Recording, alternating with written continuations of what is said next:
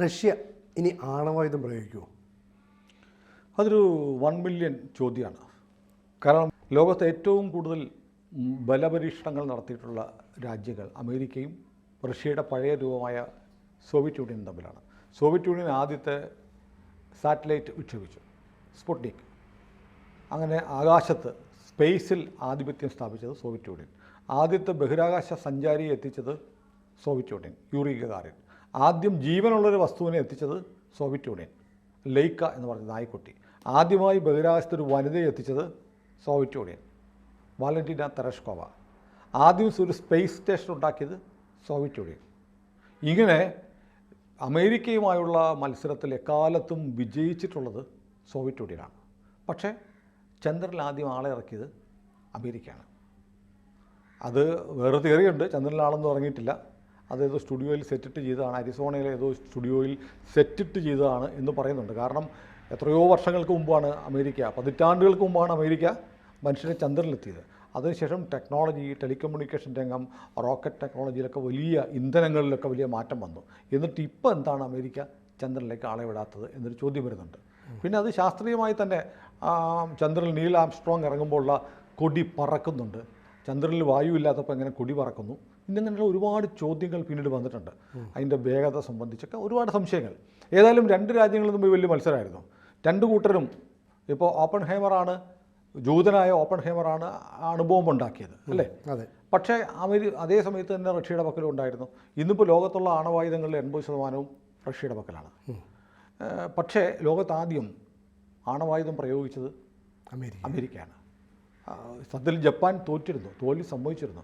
തോൽവി സംബന്ധിച്ച ജപ്പാൻ്റെ മേലാണ് ഹിരോഷിമയിലും നാഗസാക്കിയിലും കൊണ്ട് ബോംബിട്ടത്. അത് തോൽവി സംബന്ധിച്ചത് കൊണ്ട് മാത്രമല്ല, തോൽവി സംഭവിച്ചത് ഞങ്ങൾ മൂലമാണെന്ന് സ്ഥാപിക്കാനുള്ള അമേരിക്കയുടെ ശ്രമമായിരുന്നു. കാരണം ഇനിയുള്ള ലോകക്രമത്തിൽ ആധിപത്യം ഞങ്ങളുടേതാണെന്ന് സ്ഥാപിക്കാൻ വേണ്ടിയിട്ട്, അമേരിക്കയുടെ അധീശത്വം ഉറപ്പിക്കാൻ വേണ്ടിയിട്ടാണ് ഹിരോഷിമയും നാഗസാക്കിയും അവർ കത്തിച്ചു കളഞ്ഞത്. അപ്പോൾ വലിയ മത്സരം. അതിനുശേഷം സോവിയറ്റ് യൂണിയൻ ഇല്ലാണ്ടായി. ഇപ്പോൾ ആളുകൾ പറയും നെറ്റിയിൽ അമേരിക്കയുടെ ഭൂപടവുമായിട്ട് വന്ന ആളാണ് ഗോർബച്ചേവ്. ഒരു മറുകുണ്ടായിരുന്നല്ലോ, അല്ലേ, കഷണിത്തലയിൽ. അപ്പോൾ ഗ്ലാസ് നെസ്റ്റ് പെരിസ്ട്രോയിക്ക ഒക്കെ വഴി അദ്ദേഹത്തിൻ്റെ സിദ്ധാന്തങ്ങളുടെ ഭാഗമായി സോവിയറ്റ് യൂണിയൻ പല കഷ്ണങ്ങളായി പിരിഞ്ഞു വന്നു. അപ്പോഴും റഷ്യ ആണവശക്തിയെ തുടർന്ന് സോവിയറ്റ് യൂണിയനിലെ സ്റ്റേറ്റ്സിലുണ്ടായിരുന്ന ആണവായുധങ്ങളും കൂടെ റഷ്യ സമാഹരിച്ചു വെച്ചു. അമേരിക്ക ഇപ്പോൾ ലോകത്തെ ഏറ്റവും കൂടുതൽ ആദ്യം പറഞ്ഞതുപോലെ ആണവായുധങ്ങളുടെ 80% അമേരിക്കയുടെ റഷ്യയുടെ പക്കലാണ്.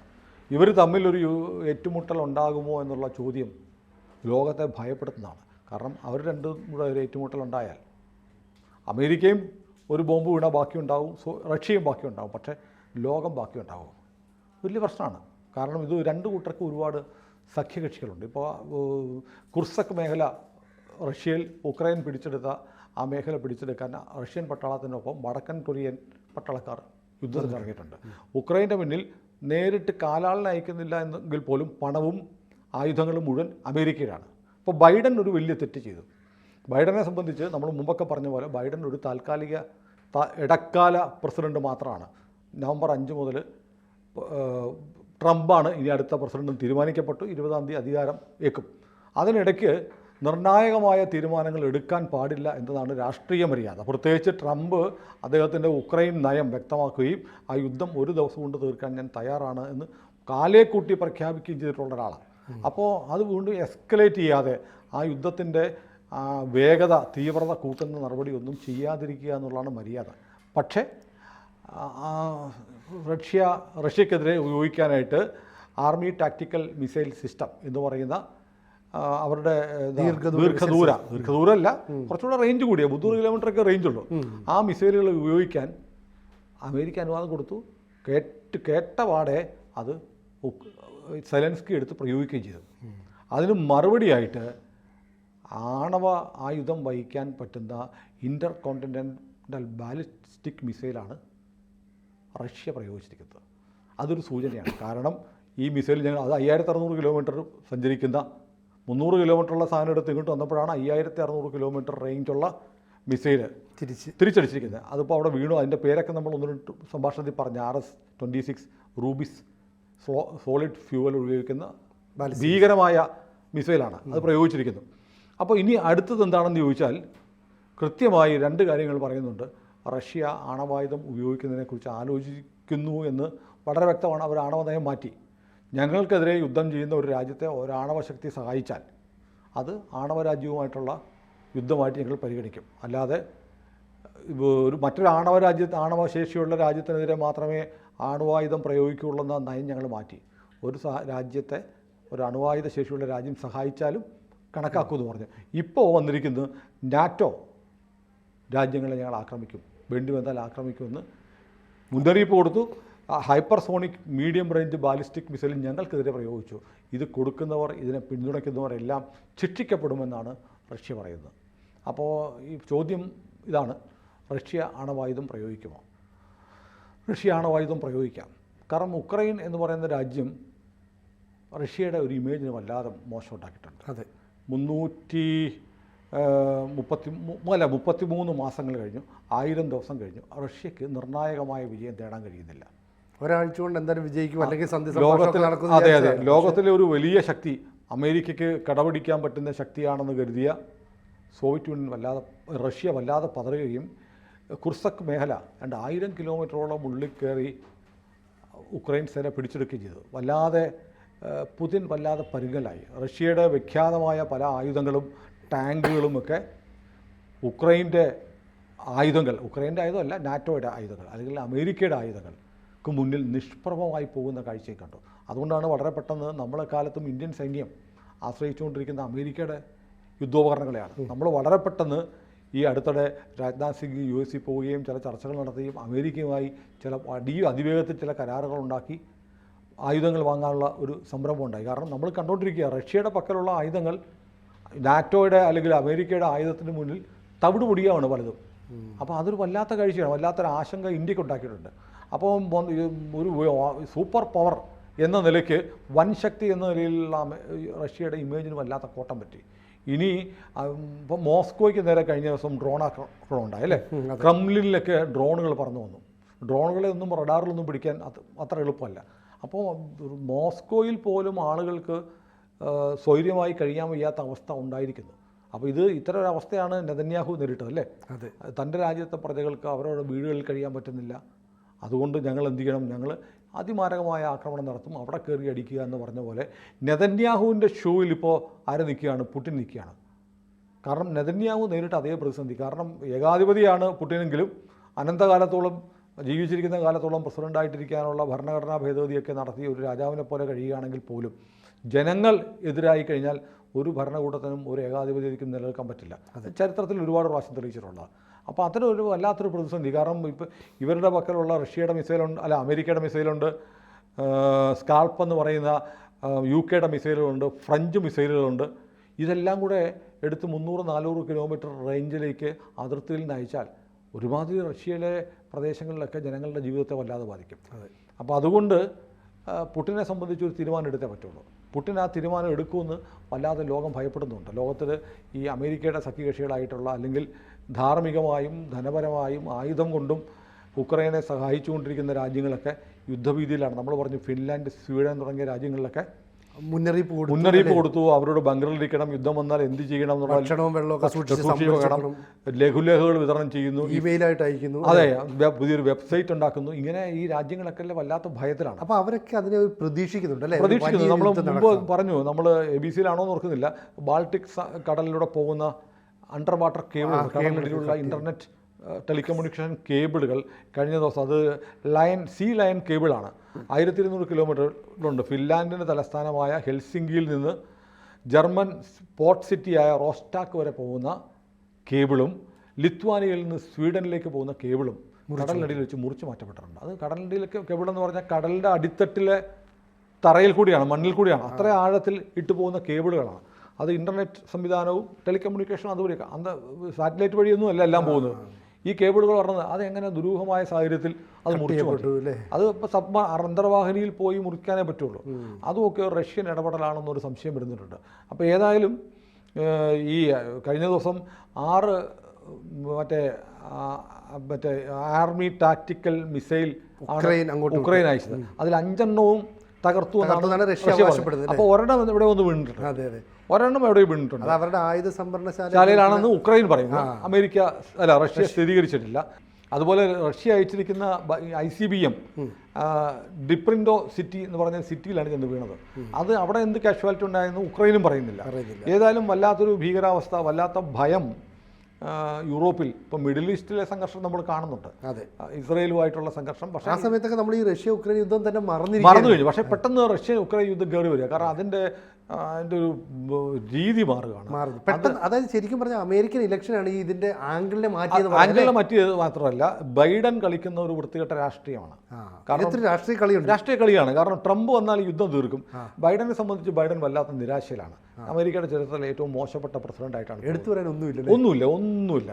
നവംബർ 5 മുമ്പ് ഒരു വെടിനിർത്തൽ ഉണ്ടാക്കാൻ ആഗ്രഹിച്ചു ഇസ്രായേൽ അല്ലേ? അതിനുവേണ്ടി ഒരുപാട് സമ്മർദ്ദം ചെലുത്തി. ഒന്നും നടന്നില്ല. ബന്ദികളെ മോചിപ്പിക്കാൻ. ആ ബന്ദികളിൽ 5-6 അമേരിക്കക്കാരുണ്ട്. അവരെയെങ്കിലും വിട്ടുകിട്ടണമെന്ന് ഖത്തർ വഴി നിരന്തരം പറഞ്ഞു. എന്നിട്ട് കേട്ടില്ല. അവസാനമാണ് ഗത്യന്തരമില്ലാതെ ഖത്തറിനോട് അവരെ പുറത്താക്കാൻ പറയേണ്ടി വന്നത്. അപ്പോൾ ഒന്നും പറ്റിയില്ല. അപ്പോൾ മാത്രമല്ല, ഇനി ട്രംപ് വരികയും ഈ പറഞ്ഞ പോലെ ഒറ്റ ദിവസം കൊണ്ട് ഉക്രൈൻ യുദ്ധം തീർക്കുകയും ചെയ്താൽ അതൊരു ആശങ്കയാണ്. അതിലൊക്കെ ഉപരി ട്രംപിനെ കുറിച്ച് പണ്ടേ ഒരു അലിഗേഷനുണ്ട്. ട്രംപും പുടിനുമായിട്ട് വളരെ അടുത്ത ബന്ധമാണ്. അമേരിക്കൻ ഇലക്ഷനിൽ സ്വാധീനിക്കാൻ കഴിഞ്ഞ തവണയൊക്കെ പുടിൻ ശ്രമിച്ചു എന്ന് പറയുന്നു. അങ്ങനെ ഇവർ തമ്മിലൊരു നല്ല ബന്ധം നിലനിൽക്കുന്നു. ആ ബന്ധം കൂടുതൽ ദൃഢമായാൽ ഉണ്ടാകുന്ന കോൺസിക്വൻസ്, പ്രത്യാഘാതങ്ങൾ എന്തായിരിക്കും? ലോകാക്രമം തന്നെ മാറി മറിയാം. ഒരുപക്ഷെ പുടിനുമായിട്ട് നല്ല ബന്ധം ഉണ്ടാകുന്നു. പുടിനും ചൈനയായിട്ട് നല്ല ബന്ധമാണ്.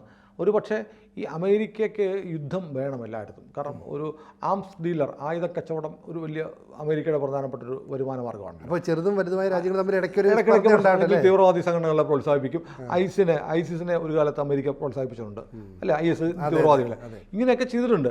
അപ്പോൾ പക്ഷേ ഇപ്പം റഷ്യയും അമേരിക്കയും നല്ല ബന്ധമാകുന്നു. റഷ്യയും ചൈനയും നല്ല ബന്ധമാണ്.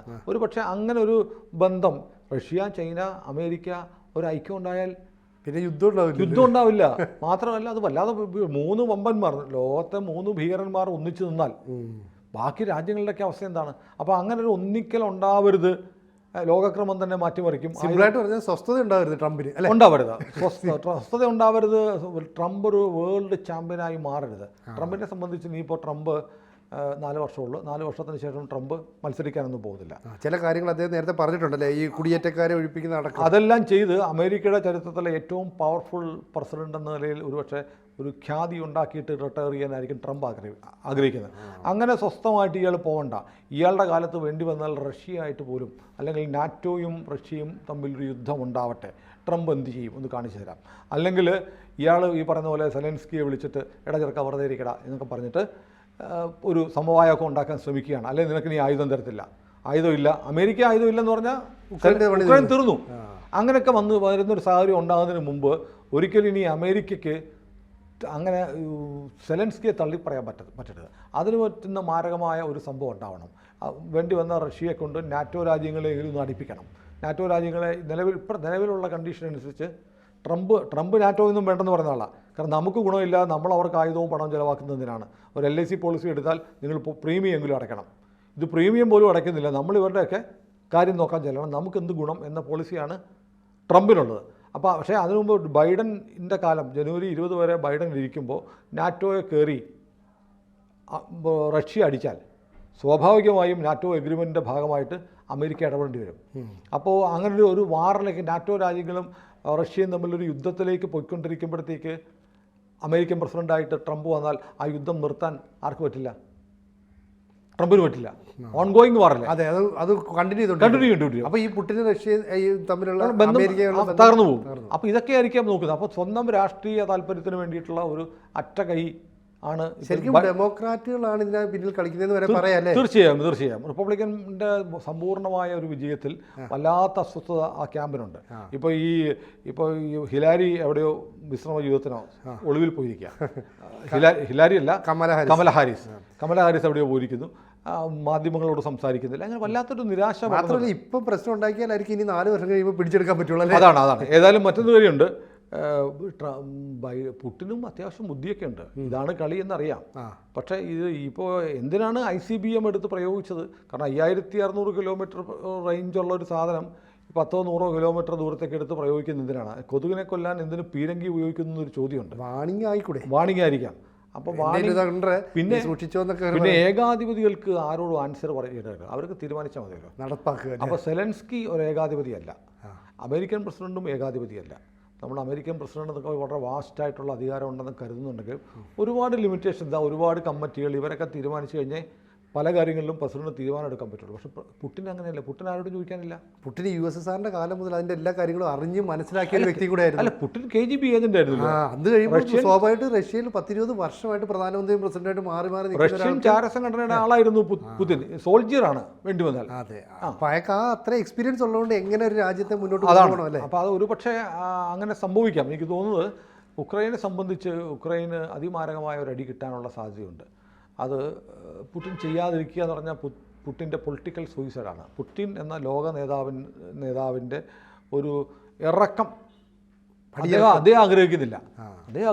മരണം വരെ തുടരാൻ പ്രസിഡൻ്റായി തുടരാൻ ആഗ്രഹിക്കുന്ന ആളാണ് പുടിൻ. അതുകൊണ്ട് തന്നെ സ്വാഭാവികമായും അതൊരു തിരിച്ചടി, മാരകമായൊരു തിരിച്ചടിയിലേക്ക് എത്തും എന്ന് തന്നെ കരുതാം. ആറ്റം ബോംബ് പ്രയോഗിക്കുമോ എന്നുള്ള ചോദ്യത്തിൻ്റെ ഉത്തരം നമുക്കങ്ങനെ പറയാൻ പറ്റും. കാത്തിരുന്ന് കാണേണ്ടി വരും. കാരണം എന്തും തന്നിഷ്ടപ്രകാരം സ്വേച്ഛാപരമായി തീരുമാനിക്കാൻ വിപുലമായ അധികാരമുള്ള ഒരു പ്രസിഡന്റാണ് പുടിൻ. റഷ്യയിലെ സർ ചക്രവർത്തിമാരെ പോലൊക്കെ അതെ. അതുകൊണ്ട് തന്നെ അതൊരു പ്രവചനാതീതമാണ്. പക്ഷേ അങ്ങനെയൊക്കെ സംഭവിക്കാതിരിക്കട്ടെ. കൂടുതൽ വാർത്തകളും വിശേഷങ്ങളും നിങ്ങളിലേക്ക് എത്താൻ ABC മലയാളം സബ്സ്ക്രൈബ് ചെയ്യുക, ബെൽ ബട്ടണും അമർത്തുക.